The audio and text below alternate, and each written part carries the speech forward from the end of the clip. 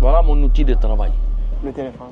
Il faut être formaté, il faut être fort dans la tête. Quand tu t'es engagé sur la lutte contre les paris sportifs, les acteurs de ces secteurs d'activité-là vont te prendre comme ennemi. Comment tu as vécu ça? J'ai eu beaucoup de propositions. Au départ, que les gens comprennent. Une société dont je vais taire le nom, de paris sportifs, me contacte, me dit « Ah, on peut vous mettre à disposition un code promo où tu fais télécharger tes gens. Et puis, quand ils utilisent ton nom au téléchargement, on donne bonus 400%. Mais si ils mettent 100 000, tu as 50 000, on a 50 000. Ensuite, on te fournit des tickets gagnants. Le but est de pouvoir prendre tes followers dans un groupe privé pour pouvoir les montrer que tu gagnes chaque fois et les pousser à jouer. Et à chaque fois qu'ils jouent, tu as entre 50 et 70% de ce qu'ils vont perdre, eux, toi tu le gagnes. C'est ce qu'on appelle gain-perte. Mais lorsqu'eux gagnent, toi tu ne gagnes absolument rien. Donc le souhait des gens qui amènent les gens sur les paris foot, c'est que les gens perdent. C'est obligatoire.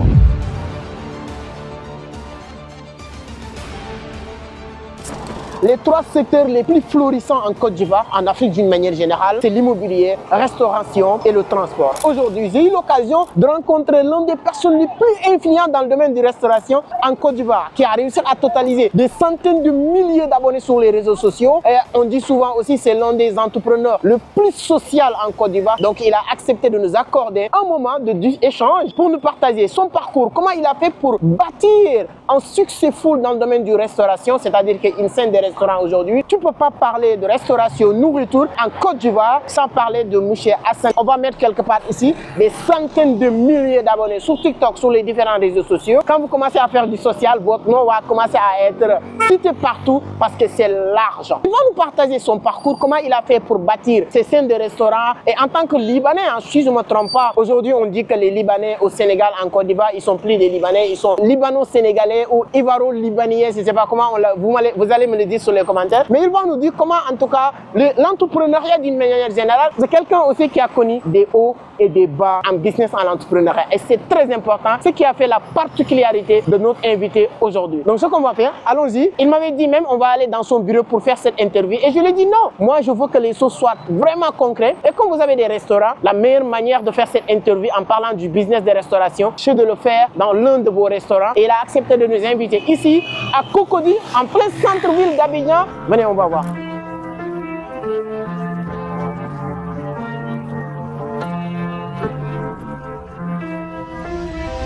C'est toujours un plaisir de retrouver cette communauté qui ne cesse que de grandir grâce à vos abonnés, vos likes, vos partages, un peu partout à travers le monde. Donc moi aussi, toujours chercher des bonnes personnes qui peuvent vous partager leur expérience, qui pourra inspirer, impacter et permettre à tout un chacun d'entre vous de prendre une décision pour se lancer dans l'entrepreneuriat d'une manière générale. Comme je l'ai dit sur l'intro, aujourd'hui notre invité, c'est l'une des personnes les plus influentes dans le domaine de la restauration, des centaines de milliers d'abonnés, très social aussi sur les réseaux. On voit les activités qu'il est en train de faire aujourd'hui, aussi réussir à s'implanter dans le domaine de la restauration. On va en parler, son parcours, son histoire, comment tout ça a commencé. Donc, M. Hassan, c'est un grand plaisir. Merci beaucoup. De venir. Merci de nous avoir accueillis dans l'un de vos restaurants ici. C'est avec plaisir. Donc, avant d'aller plus loin, je sais que beaucoup de personnes te connaissent. J'ai checké sur vos réseaux sociaux. Je pense que sur TikTok, tu as dépassé les 500 000 abonnés. Donc, c'est énorme. En tant qu'entrepreneur, vous n'êtes pas créateur de contenu. Beaucoup de personnes te connaissent, mais sûrement, il y aura une ou deux personnes qui vont tomber pour la première fois. Si vous devez vous présenter en quelques minutes, qu'est-ce que vous allez dire? Alors à la base, c'était normalement sur Facebook qu'on faisait nos combats, notre social. Et il y a eu TikTok. TikTok, c'est... Je n'aime pas TikTok, mais la tranche d'âge sur laquelle on devait sensibiliser par rapport aux paris sportifs et tout ça, se trouvait sur TikTok. Donc il fallait pouvoir aussi passer sur TikTok pour essayer de parler aux gens un peu de la dangerosité des choses.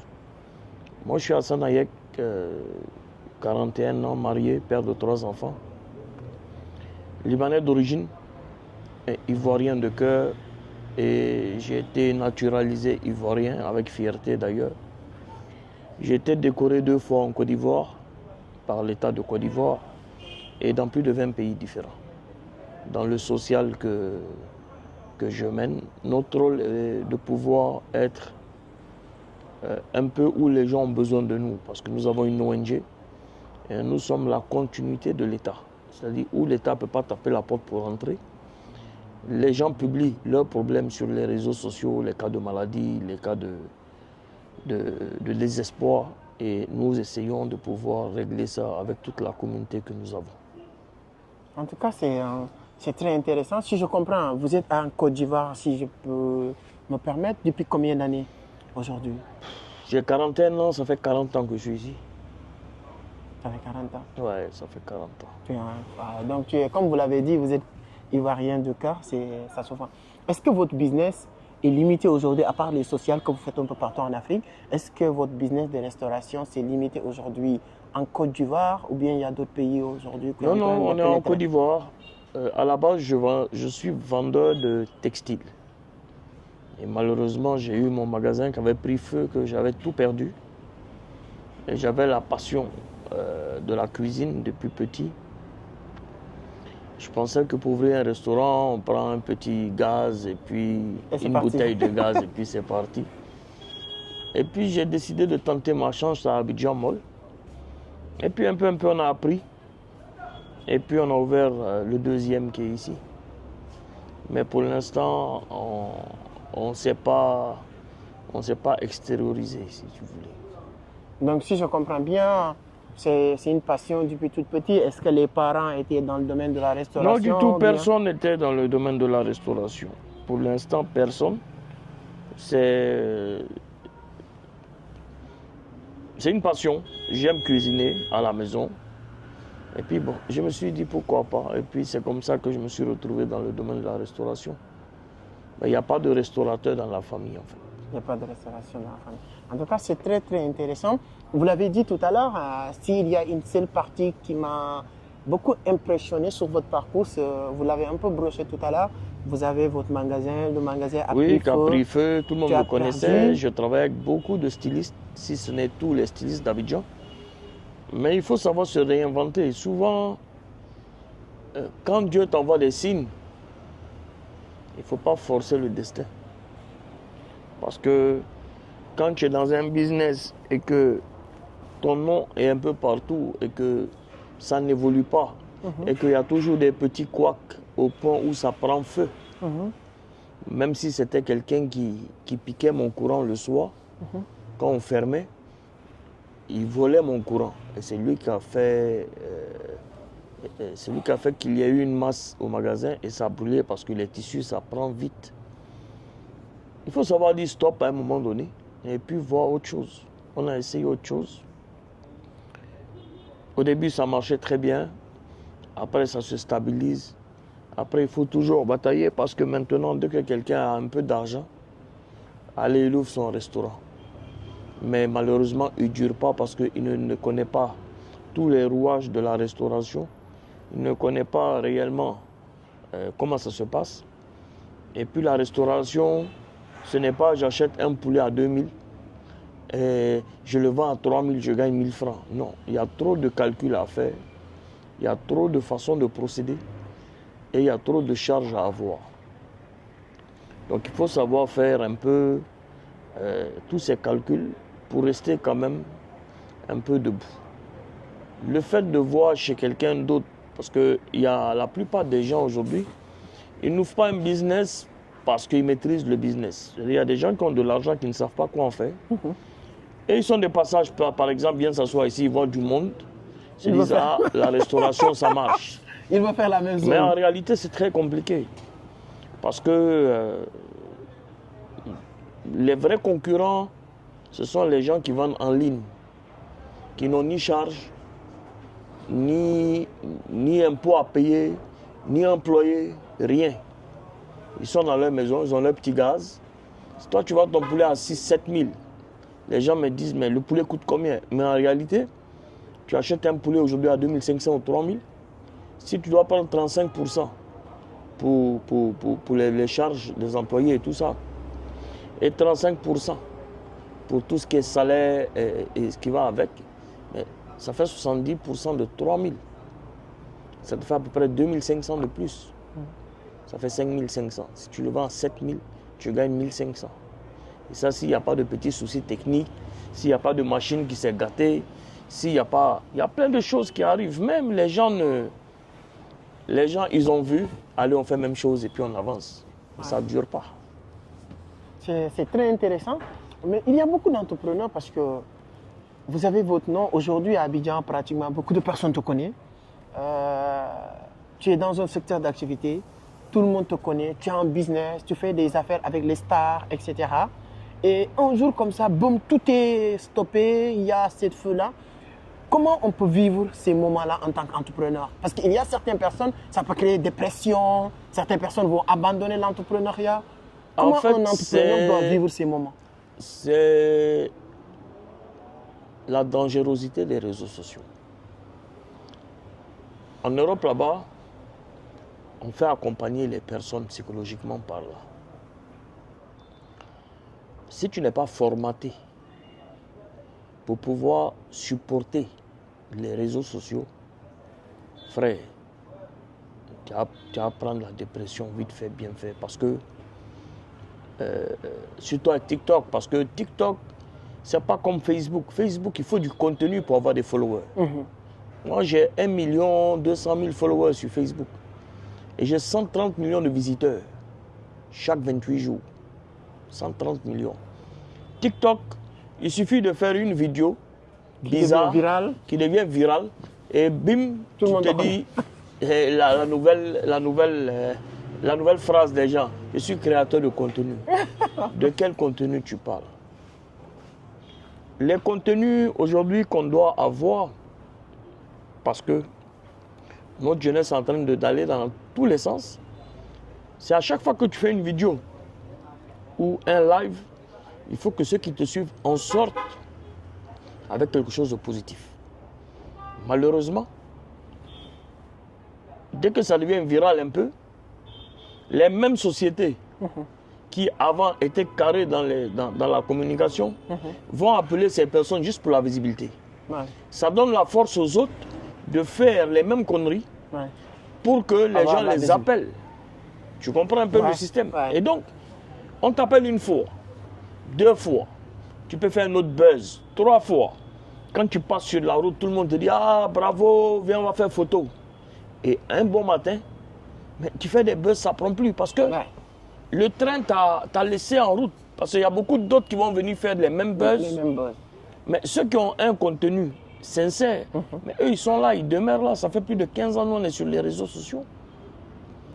Donc, il faut être formaté. Il faut être fort dans la tête.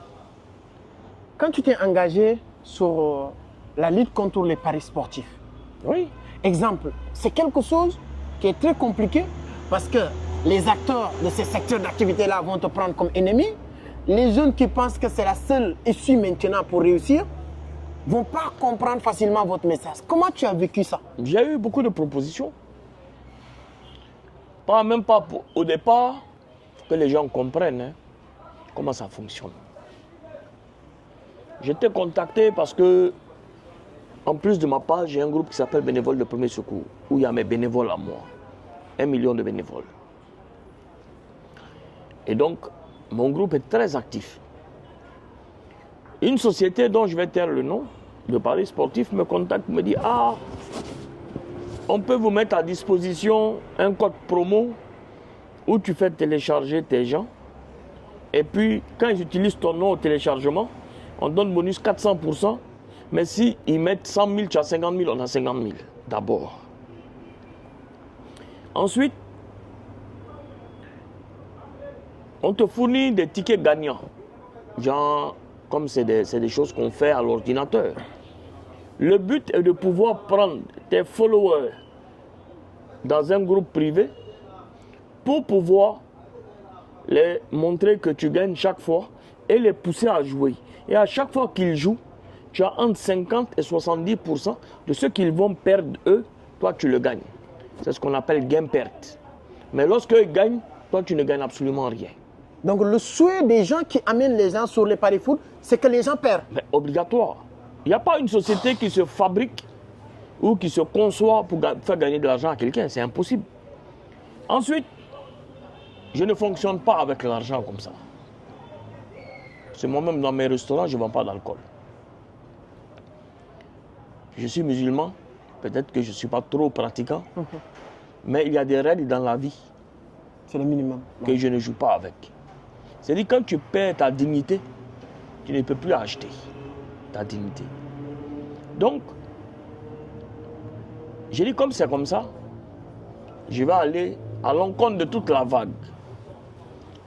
Il y a des sociétés qui ont payé des gens pour me salir, pour m'attaquer sur les réseaux sociaux, pour me dire je suis vendeur de drogue, vendeur d'organes humains. J'ai fait du blanchiment d'argent.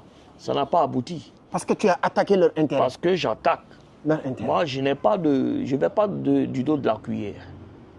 Ensuite, comme ils ont vu que cette stratégie ne marche pas, on m'a proposé un montant pour que je me taise. Ce n'est même pas pour que je communique. J'ai dit impossible. Je ne brade pas la jeunesse. On te paye maintenant pour que tu fasses une bonne communication. Non, même pas que je ne communique pas, mais que je ne parle plus dans le sujet. On te paye pour ça. On veut me payer pour ça. Non, c'est... J'ai dit non, moi je ne brade pas. C'est comme si vous êtes en train de me faire choisir entre la jeunesse et puis l'argent. Il dit mais je suis là, tu es là. On est seul. J'ai dit mais et celui qui est en haut, même si tu es assis dans un immeuble au premier et c'est 100 étages, mais Dieu voit tout. Ouais. Je ne peux pas nourrir mes enfants de ça. Et donc, je me suis fait beaucoup d'ennemis, même dans mon cercle d'amis. J'ai dit... Parce qu'ils pensent que tu pouvais ramasser énormément d'argent. Les stars qui font la promo de ça. Ah, ouais, ouais. Parce que les gars, là, ils ont compris comment ça fonctionne. C'est-à-dire que si tu as des jeunes aujourd'hui, par exemple, moi, chaque live de TikTok, quand je finis, j'ai 56 000 visiteurs, 90 000 personnes. Sur un live, parce que des fois 2 heures, les gens viennent, ils s'en vont.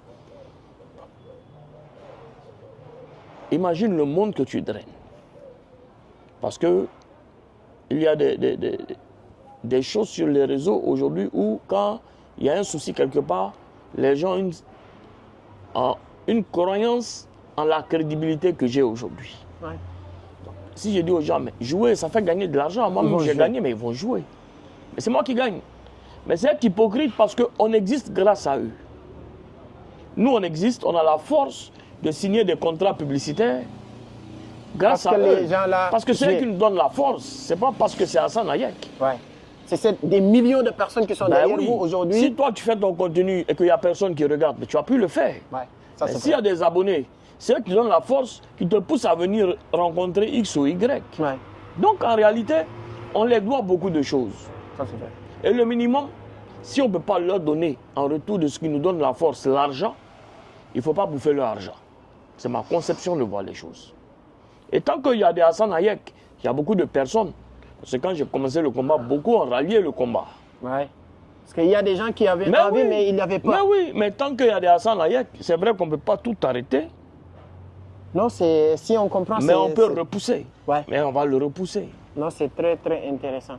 En tout cas, on apprend beaucoup. Et la partie que moi, j'ai ignorée même, c'est-à-dire que le fait qu'on te donne des faux tickets qui permettent de dire que tu as gagné, et c'est juste pour pousser les autres à jouer. Parce qu'il y a beaucoup de personnes, moi je connais même au Sénégal, beaucoup de personnes qui lèvent sur les réseaux sociaux chaque matin pour dire j'ai fait 1 million, j'ai gagné 50 millions.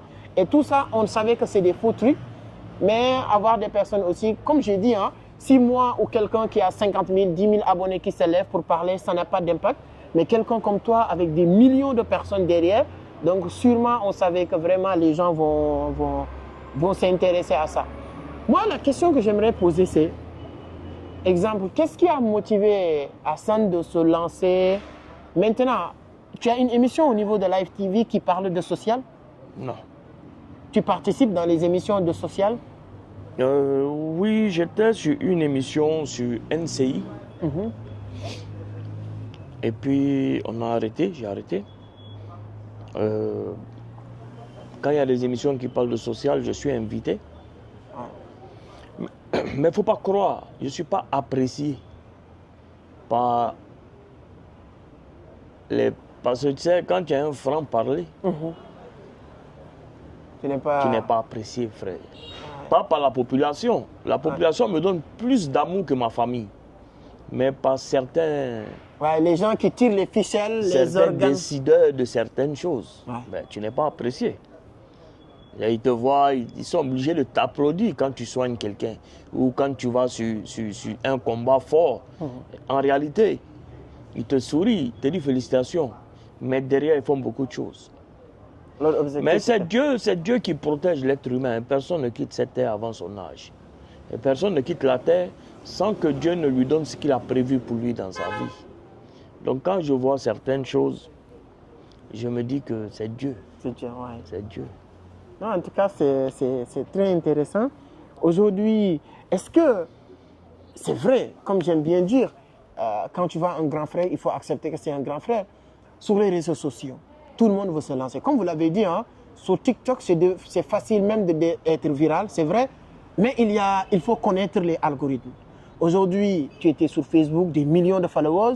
Tu viens sur TikTok en moyenne de temps. Aujourd'hui, presque 1 million d'abonnés sur TikTok. Est-ce qu'il y a une stratégie derrière la création de contenu de Moussi Hassan? En tout cas, moi, je suis dans le naturel. Moi, je fais mes choses comme je le sens. Je ne prends pas de caméra pour faire une mise en scène ou bien pour aller chez le malade pour lui dire j'arrive chez toi, prépare-toi, mets-toi. Non, non, non. Moi, voilà mon outil de travail. Le téléphone. Il y a un cas, on me tape dessus, j'allume ma caméra, c'est du naturel. Ok, les gens te taxent, il y a vraiment un cas social, les gens t'appellent. Bien sûr, il n'y a pas de cadreur, il n'y a pas de, comme maintenant il y a les caméras. Protocole et tout ça. Non, il n'y a pas ça, frère. Je n'ai pas ça. Moi, ou bien je connais faire selfie comme ça pour parler à mes gars. Ouais. Ou bien quand il finit, je tourne la caméra, je filme là. Moi, je suis parti. Parce que moi, les actions que je mène, je n'attends rien en retour. Ouais. Ça ne m'intéresse pas qu'on me dise non. Il y a beaucoup de gens qui sont venus. On me dit, mais toi, tu peux gagner beaucoup d'argent dans le social que tu fais. Et nous, on a la chance en Europe d'avoir des financements. Et toi, les cas que tu fais avec les papiers de l'ONG, si on intègre ton dossier, tu vas avoir beaucoup de financements. Maintenant, ce qu'il faut faire, c'est qu'il faut nous mettre avec toi et que, par exemple, tu dis que tu veux faire une école, si ça coûte 1 milliard, tu dis c'est 2 milliards, les gens voient l'argent, toi tu construis, tu bouffes tes 1 milliard. J'ai dit frère. Donc il n'y a plus une autre manière de gagner de l'argent, ce n'est pas sur le dos de la pauvreté ou des personnes en difficulté. Tu peux bien rigoler au début, ça peut t'acheter une voiture, ça peut t'acheter une maison. Mais la vraie maison qu'on veut, elle est où? C'est au paradis, frère. Ouais, ouais. Donc, à quoi ça sert de bien vivre ici et puis d'aller souffrir là-bas? Il faut que les gens comprennent que la vie est très simple. La vie est très simple. Ouais. Si tu as des milliards dans ton compte bancaire, c'est dans ton compte bancaire. Tu n'es pas différent de celui qui a 10 millions dans le compte bancaire et qui arrive à assumer ses charges du mois. Ouais. La seule différence, c'est que tu peux t'asseoir quand on dit tu as combien? Tu dis je suis milliardaire. Et lui, il va dire que moi, je m'auto-suffis. Parce qu'en réalité, ton argent, ce n'est pas ton argent. C'est Dieu qui l'a mis à ta disposition pour pouvoir voir ce que tes mains vont en faire. C'est Dieu qui donne, c'est Dieu qui prend. Il y a des gens qui sont milliardaires depuis des années. Un bon matin, il n'y a rien, il n'y a plus rien. Ils sont endettés. Donc, l'argent est mis à disposition pour savoir ce que tu vas en faire. Moi, j'ai très bien connu sur les réseaux en Côte d'Ivoire. Quelle est la partie, bon, on a un peu parlé des parties négatives parce qu'il y a des gens qui n'aiment pas tes interactions et tout. Est-ce qu'il y a une partie positive de ton business? Aujourd'hui, le fait que les gens te connaissent sur les réseaux sociaux, partout, en Côte d'Ivoire, on ne peut pas parler aujourd'hui des restaurations, entrepreneuriat d'une manière générale. Est-ce qu'il y a une partie positive? Je ne fais pas de promo en tant que tel par rapport à mes business, pour ne pas que les gens pensent que je soigne des gens pour pouvoir avoir de la clientèle. Mais en réalité, je n'ai pas de soutien. Les réseaux sociaux, c'est aussi viral, mais c'est pas une réalité physique. Les gens t'applaudissent, oui, mais ils savent que j'ai ouvert un restaurant. C'était fermé, puis j'ai réouvert mon restaurant. Mais il n'y a pas quelqu'un qui va venir dire, oui, comme c'est chez Hassan Hayek, j'ai venu payer, ça lui permet de développer un peu. Il n'y en a pas, frère. On se bat à longueur de journée pour ça. Ouais. Mais bon. Non, c'est très intéressant. Aujourd'hui, bon, je sais que vous avez le temps, vous avez compté. En Côte d'Ivoire, en Afrique d'une manière générale, quand tu vois maintenant les réseaux sociaux et comment les gens abordent les choses sur les réseaux sociaux, surtout la jeunesse, est-ce qu'il y a un conseil que tu peux leur donner pour vraiment que ça soit beaucoup plus sain, qui ne te plaît pas, en tout cas sur certaines manières de faire? Mais il y a beaucoup de stratégies que les gens font qui ne sont pas bons. Parce que ils ne maîtrisent pas en réalité les pages des réseaux sociaux. Parce que aujourd'hui, malheureusement, dès que tu fais un contenu et que ça ne prend pas, tu vas penser que les gens ne t'aiment pas. Sauf que peut-être ta page est signalée. Tu es obligé de créer un clash ou un buzz négatif pour pouvoir refaire monter ta cote de popularité. Parce que tu te dis après, tu vas pouvoir stabiliser ça. Mais ce n'est pas possible, frère. Tu sais, nous sommes amenés à un moment à être en face de nos responsabilités. Parce qu'aujourd'hui, même les télévisions sont obligées de retransmettre sur les réseaux sociaux. Et donc, nous sommes plus suivis que les télévisions. Puisque maintenant, les télévisions et les radios prennent en compte ce que nous disons pour faire leurs émissions. Donc, nous sommes face à nos responsabilités. Lorsqu'une jeunesse est pourrie comme ça, c'est nous notre faute. C'est ce qu'on laissait. C'est ce qu'on laissait parce qu'il y a des gens pour qui vous êtes une idole. Et donc tout ce que vous faites, c'est bon. Il y a des gens qui oublient que vous êtes un être humain normal comme eux. Et c'est malheureux. Parce que les sociétés aussi ne communiquent plus normalement.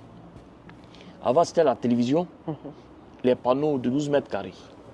Maintenant, c'est le plus de vues, quelle que soit la société.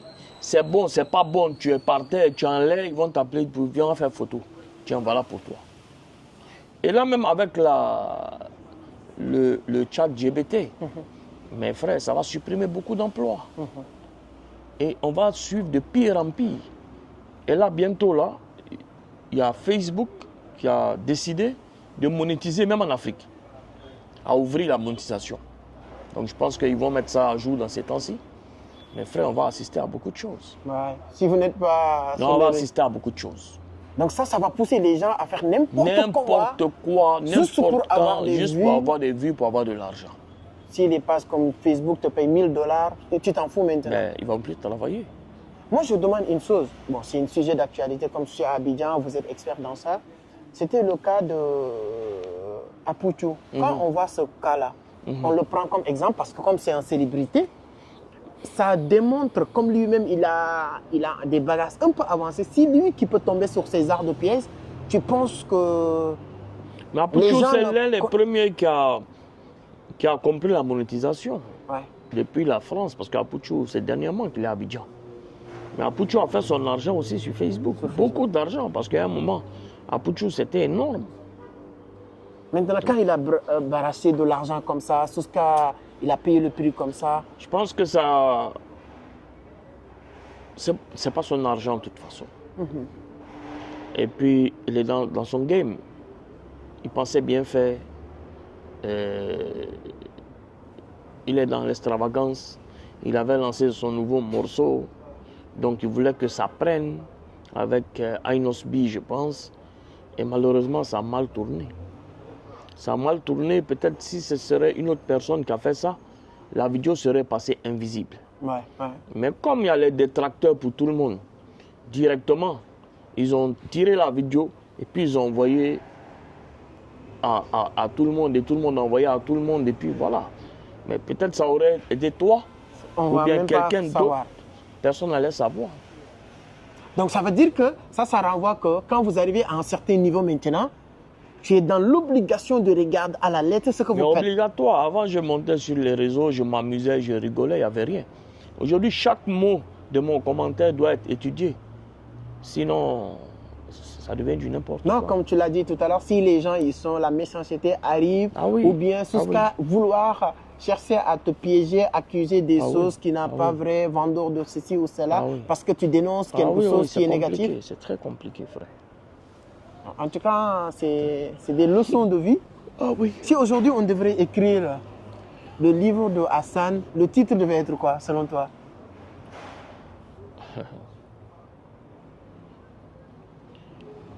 Le titre, si on doit faire un livre, Oui, sur toi. c'est le changement de mentalité. Le changement de mentalité. Ouais, le changement de mentalité. Parce que mine de rien, ma communauté est beaucoup attaquée ici, ma communauté libanaise. Et bon, dans chaque pays, quand les Ivoiriens vont en France aussi, il y en a d'autres qui foutent la merde. Quand d'autres Sénégalais vont quelque part, ils foutent la merde, c'est pas tout le monde qui est pareil. Nous sommes des acteurs du changement aujourd'hui parce que les anciennes générations, avec la nouvelle génération, c'est deux choses différentes. Il faut appeler les choses par leur nom. Si Hassan Hayek a fait quelque chose, ce n'est pas la communauté libanaise qui a fait quelque chose, c'est Hassan Hayek qui a fait quelque chose. Mais malheureusement, dans le monde entier, la politique a gâté beaucoup de choses. La haine et la xénophobie ont créé énormément de dégâts. Et nous, notre rôle aujourd'hui, c'est de concilier, de montrer qu'il y a ce brassage de culture qui fait qu'on doit être plus fort et non pas faire comme ce que les Occidentaux veulent qu'on fasse. Oui, surtout. Les Occidentaux veulent qu'on s'occupe dans une bataille de blanc-noir. La division. Quand ça ne fonctionne pas, chrétien-musulman. Quand ça ne fonctionne plus, sunnite, chiite, wahhabite. Quand ça ne fonctionne plus, catholique, orthodoxe. C'est-à-dire, tout est mis en place pour diviser. Pour nous diviser. Et eux, ils travaillent sur parce que je pense que lorsque Dieu partageait les terres, ils ont été oubliés. Parce que dans les pays arabes, c'est le pétrole et le gaz. Dans les pays africains, c'est les mines qui servent à tout faire. Ils n'ont rien chez eux. C'est tout. Ils n'ont rien chez eux. Donc, comment pouvoir mettre en place les choses? Ben, c'est ça. Ils viennent te voir et ils te disent j'ai un pistolet là qui peut faire la différence. Ils vont chez ton ennemi, ils vont dire qu'il a payé un pistolet un mois. J'ai une mitraillette qui peut finir ce pistolet. Quand ils finissent de vendre la mitraillette, ils viennent encore chez toi et te disent mais j'ai un lance-roquette qui peut finir l'autre. Donc, c'est comme ça. Ils sont dans ça. Et malheureusement, on tombe sur cette nous on est occupés de ce. Mais parce que vous avez vécu ces arts de solution. Parce que les Occidentaux pensent que l'arabe et l'africain noir, je m'excuse du terme, ont un prix. Et tant que ça est dans leur tête, ça ne peut pas changer, frère. Pour eux, quelle que soit ta force, l'argent peut te faire changer la vie. Entre Africains et Arabes. Entre Africains et Arabes. Parce que ils pensent maîtriser la mentalité. Mais les gens commencent à se réveiller. Si je t'entends parler comme ça, tu devais être quelqu'un qui adopte la mentalité de quelqu'un qu'on apprécie beaucoup en Afrique comme Ibrahima Traoré. Est-ce que tu as une idée de lui? Ibrahima Traoré, le capitaine Ibrahima Traoré, je le vois. Je regarde un peu tout ce qui se passe dans la politique, mais je ne fais pas de politique. C'est très important. Mais j'aime la politique. C'est un vent nouveau qui est en même temps bénéfique et en même temps néfaste. Parce que nous tous, on connaît le résultat de quand tu n'es pas pour. N'oublie pas que je suis à la base un Libanais. Et quand tu t'arrêtes pour dire non, beaucoup de choses peuvent se passer dans ton pays. Et même jusqu'à présent, le Liban subit, la Palestine subit, toute la Syrie subit, l'Ukraine subit. Il y a beaucoup de pays qui subissent, frère. Mais c'est le fait de dire non. Et c'est de ça qu'on parlait tout à l'heure. Parce que chacun de nous a un prix. Et donc, Non, en tout cas, moi, les Libanais, surtout ici en Côte d'Ivoire, je le respecte. Vous avez même, je dirais même pas neutralisé ou bien adopté la culture. Mais quand vous entendez souvent un Libanais parler ou un Ivoirien, tu comprends plus que lui, il est Ivoirien parce qu'il prend même l'accent. Mais il parle aussi, je vois qu'il parle mais aussi. après, Joe, souvent, quand vous voyez sur les réseaux sociaux, les gens se fracasser, tout frère. Moi, mon petit frère Momo, sur peut-être 1000 amis qu'on a, il y a 2 Libanais dedans. Ouais. Tu comprends? Ouais. Donc des fois, quand on voit les choses se passer, tout Djamana ils font sur les réseaux là, nous on sent pas ça. Puisque tous nos clients même c'est des Ivoiriens et des Africains. C'est très rare que nos frères libanais viennent manger chez nous. Après moi aussi mes prises de position m'ont créé aussi des ennemis dans la communauté libanaise. Donc en aucun cas ça me dérange. Vous êtes dans une position un peu complexe quoi. Ah ben moi je m'en fous. Moi tant que la vérité, j'ai foi dans mon combat et j'ai foi que ce que je dis là, c'est une vérité, mais rien ne m'empêche, personne ne peut me payer pour me taire sur un sujet. Parce que je suis libre et parce que je ne suis pas corrompu. Personne. Moi, on ne peut pas m'appeler pour dire non, ce combat, il ne faut pas le mener. Non, je ne reçois pas des enveloppes sous la table. Je refuse. Parce que ma dignité n'est pas à vendre. En tout cas, c'est très, très intéressant. On a appris beaucoup de choses. Donc, je vais prendre des photos moi-même. Donc, comme je l'ai dit, en tout cas, moi, je l'ai dit sur l'intro, ça va être une mini-formation, mais je n'ai pas regretté de le dire. On a appris beaucoup de choses ici. Et nous, on vous souhaite encore une fois beaucoup, beaucoup de succès sur les combats. Ça ne sera pas facile parce que, comme vous l'avez dit, hein, il y a un gars ou une personne très respectée au Sénégal que j'ai entendu dire que l'ennemi de la vérité, c'est le diable. Ah oui, c'est ça. Donc, quand vous êtes vraiment un combattant de la vérité, dis-toi que tu es l'ennemi du diable et tous ses partenaires vont te considérer comme ennemi. C'est ça. Donc, bravo pour le combat et je vais te laisser terminer, vous donner votre mot de la fin.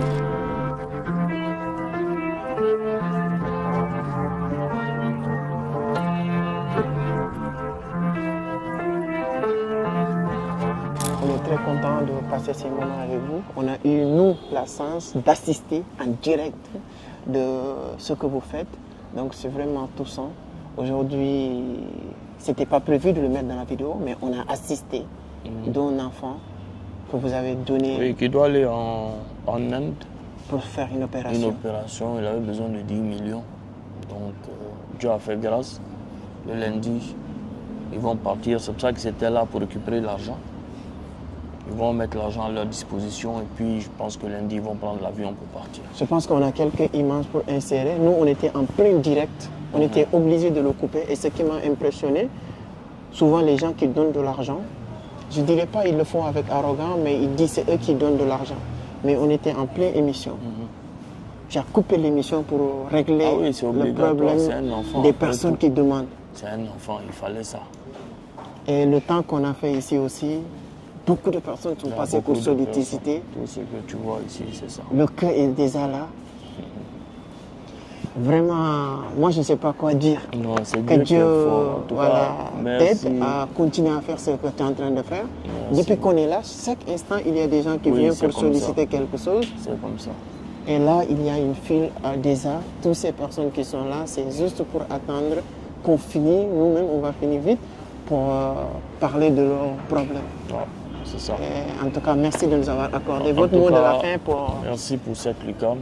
On a besoin des pages qui conscientisent la jeunesse à faire beaucoup de choses.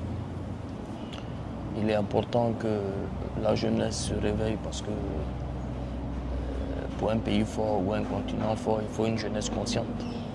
C'est ce que nous on essaye de faire en tout cas. En tout cas, merci. Merci encore une fois.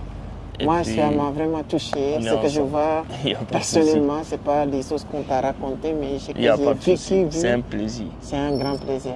Merci beaucoup. Merci beaucoup. Alors, merci, donnez votre point de vue. Je pense que cette vidéo mérite d'être partagée partout, parce que des bonnes choses comme ça ne se voit pas tout le temps. J'ai interviewé beaucoup de grands entrepreneurs, mais ce que je viens d'assister, de voir à mes propres yeux, c'est la première fois.